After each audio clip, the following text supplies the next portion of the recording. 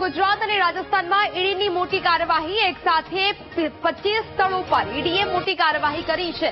2700 કરોડના મની લોન્ડરિંગને લઈને કાર્યવાહી કરવામાં આવી। અમદાવાદ, જયપુર, જોધપુર અને સિકર સહિતના સ્થળો પર દરોડા પાડવામાં આવ્યા।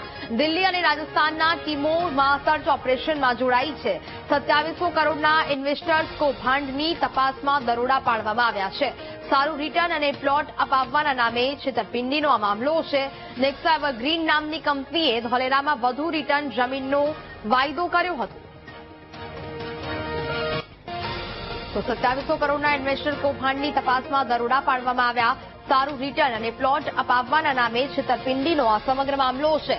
નેક્સા એવરગ્રીન નામની કંપનીએ ધોલેરામાં વધુ રિટર્ન જમીનનો જે વાયદો કર્યો હતો, જેને લઈને આ કાર્યવાહી થઈ રહી છે। ગુજરાત અને રાજસ્થાનમાં ઈડીએ અત્યાર સુધીની આ મોટી કાર્યવાહી કરી છે। એક સાથે 25 સ્થળો પર ઈડીએ આ કાર્યવાહી કરી અને તપાસ હાથ ધરવામાં આવી છે। 2700 કરોડના મની લોન્ડરિંગને લઈને આ કાર્યવાહી છે તે શરૂ કરવામાં આવી છે।